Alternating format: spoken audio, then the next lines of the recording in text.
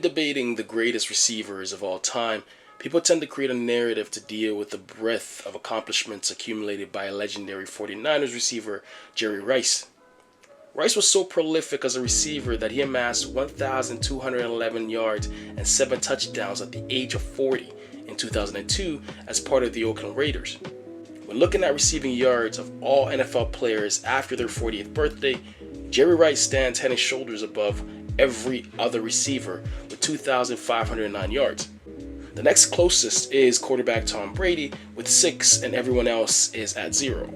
The other receiver whose name is usually brought up to challenge Rice's supremacy as the league's greatest receiver is Randy Moss, who also had a resurgence later in his career.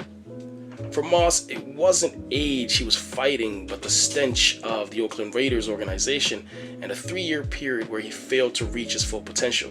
When he was eventually traded to the New England Patriots, the Hall of Fame receiver had legendary regular season showcases.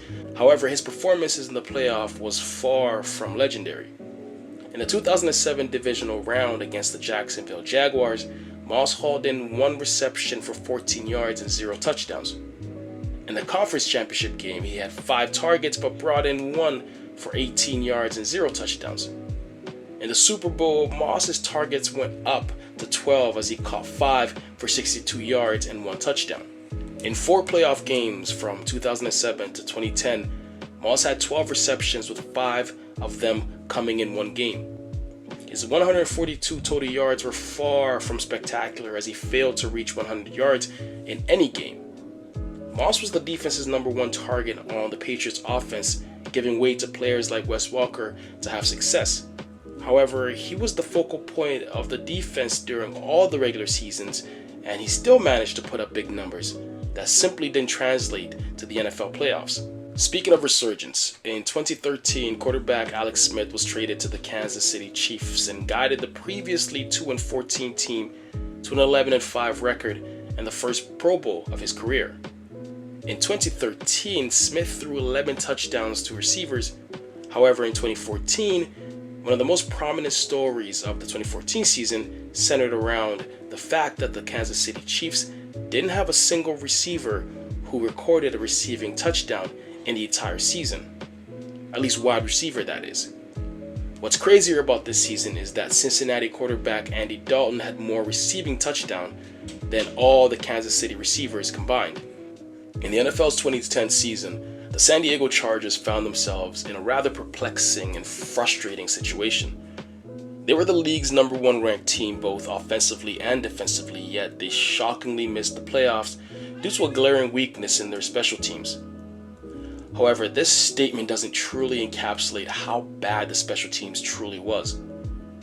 From a DVOA standpoint, the 2010 Chargers were the 2nd worst unit in the NFL. No, not in 2010, but dating back to 1989. The Chargers were 9-7 that season. In week 1, they lost by 7. In this game, the Chiefs returned a punt for a TD. In week 3, the Chargers lost by 7, this time giving up 2 kick returns for TDs. In week 5, the Chargers lost by 8, 1 block punt for a safety and 1 block punt for a TD. Finally, in week 7, the Chargers lost by 3. At the end of the game, tried a game-tying field goal, but a false start moved them back 5 yards and the 50-yarder was missed. Earl Campbell, the 1977 Heisman Trophy winner, was the first overall draft selection in the 1978 NFL Draft. However, the Oilers weren't your typical team picking #1. They were 8-6 the previous season, barely missing the playoffs with the 5th scoring offense. The Oilers were already contenders when they traded for the ability to draft Campbell. Campbell lived up to the hype. Running behind an offensive line featuring 0 All-Pros, he led the league in rushing with 1,450 yards on 4.8 yards per carry with 13 touchdowns, despite playing only 15 games.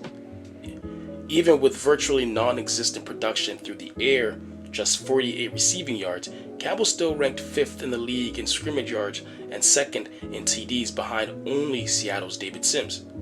Campbell was far and away the best and most productive running back on his team, and his accomplishments played a huge role in the Oilers going 10-6 and making the playoffs. This was with a defense that placed 16th out of 28 teams in points allowed, so it isn't as if the team was winning on the strength of that defense. Before Patrick Mahomes took all the shine, Aaron Rodgers was the consensus most talented thrower of the football. The angles, off-platform throws, and plays off schedule came to define his greatness. It wasn't uncommon to hear football fans describe Tom Brady as the greatest quarterback, while Rodgers was more talented. To truly grasp his greatness, look no further than his stretch between 2018 to 2021. During that stretch, Rodgers had a touchdown to interception ratio of 136 to 15. His highest total interception in any of those seasons was a mere 5, which he did when he threw for 48 touchdowns in 2020. In this stretch, he averaged 34 touchdowns to 3.4 interceptions between the ages of 35 to 38. Speaking of ageless wonders, in the preseason of 1970, the Oakland Raiders released 43-year-old quarterback and kicker George Blanda. A short while later, the team re-signed him, and it proved to be the best decision of the season, as from week 6 to week 10, Blanda went on a 5-week tear.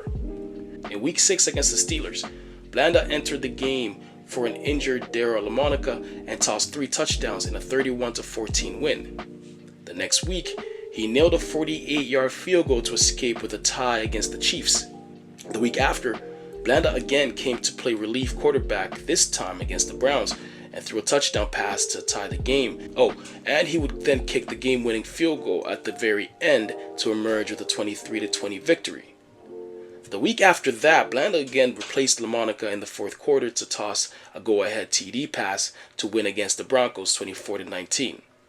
Finally, in week 10, Blanda nailed a game-winning field goal in the closing seconds against the Chargers to win 20-17. The 5-week stretch elevated the Raiders from a 500 team to 6-2-2, leading the division.